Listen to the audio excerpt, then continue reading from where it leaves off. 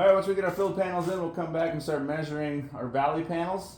So we're going to find a profile in the shape. We don't want to measure from the edge, but the profile.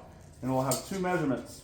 We're going to show an open valley here. You can do closed as well. We're just going to measure to that bend. And we'll have two measurements. We'll have a bottom measurement and a top measurement. And then we'll go ahead and write those down. And then continue measuring all the way up to the ridge, writing down our measurements in order from eave to ridge.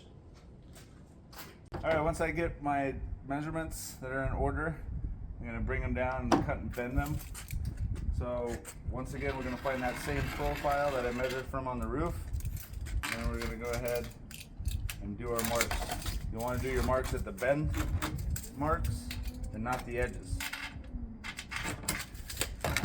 So then when we're dealing with a batten system, it's going to be roughly 1.5 inches on the bend. So now I'm going to have a bend line and a cut line. Take it over to your cutter.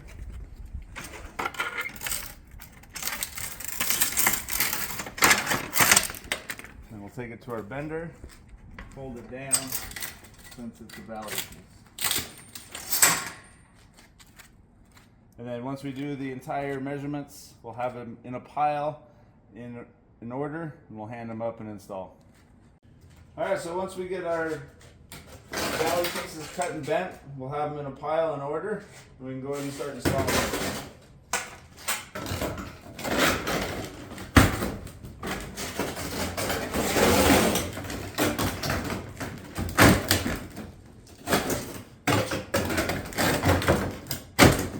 Once our panels are in, you can go ahead and start fastening.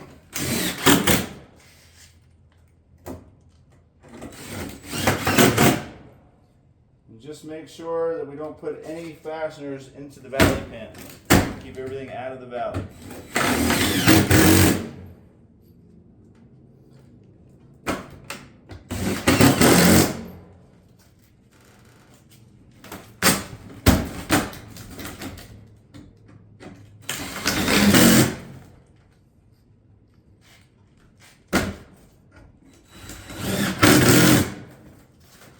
And go ahead and continue all the way to the top of the valley.